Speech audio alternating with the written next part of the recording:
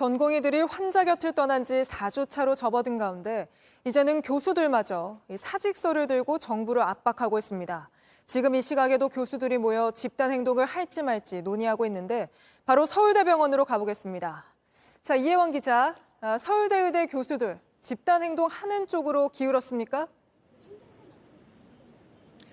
네, 서울대 의대 교수협의회 비대위는 오늘 오후 5시부터 지금까지 2시간 넘게 긴급 총회를 하고 있습니다.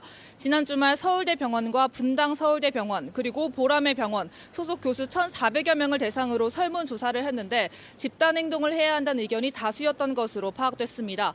그래서 오늘 이 자리에서 앞으로 어떻게 행동할 건지 논의하고 있는 건데요. 사직서를 제출하거나 병원 겸직을 해제하는 방안도 논의 중인 것으로 전해졌습니다. 다만 비대위 관계자는 집단 행동을 하지 말자는 의견부터 응급실만 운영하는 방식으로 대응하자는 의견까지 다양했기 때문에 실제 투표까지는 시간이 좀 더 걸릴 수 있다고 설명했습니다. 네, 다른 의대 교수들도 나서고 있죠. 네, 그렇습니다. 오늘 부산대병원 교수들이 기자회견을 했는데요. 직접 들어보시겠습니다. 정부에서 진실성 있는 사회적 합의에만 도달한다면 저희들 교수들은 전공의와 학생들을 설득할 것입니다.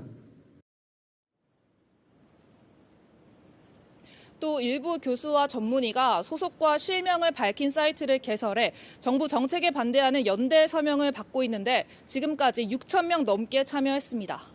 네, 가장 걱정되는 건 역시 환자들인데 피해가 점점 커지고 있지 않습니까? 네, 환자 단체는 오늘도 절실했습니다. 직접 들어보시죠. 검사 결과를 보여주며 심각한 상태이고 여명에 대해서까지 얘기를 하였으나 현 의료 사태로 이분도 치료할 여력도 없으니 알아서 병원을 알아보라고 했습니다. 막막함과 황당함에 너무도 고통스럽습니다. 이들은 전공의가 이탈한 상황에서 교수들까지 병원을 떠나면 기댈 곳이 없다고 호소했습니다. 네, 이혜원 기자, 마지막으로 여전히 전공의들이 돌아올 조짐은 없는 건가요? 네, 그렇습니다. 전국 100개 수련병원 전공의 93%에 달하는 12,000여 명이 여전히 병원을 떠난 상태입니다. 이런 가운데 경찰은 의협 회장의 명의로 집단행동에 동참하지 않는 전공의 명단을 작성하라는 한 문서가 유포된 온라인 사이트 업체를 압수수색했습니다.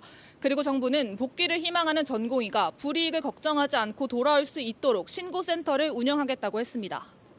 알겠습니다. 이혜원 기자가 전해드렸습니다. 안녕하세요. 뉴스룸 앵커 한민용입니다. 오늘도 JTBC 뉴스룸을 시청해주신 여러분 고맙습니다. 오늘 저녁에도 뉴스의 현장에서 찾아뵙겠습니다.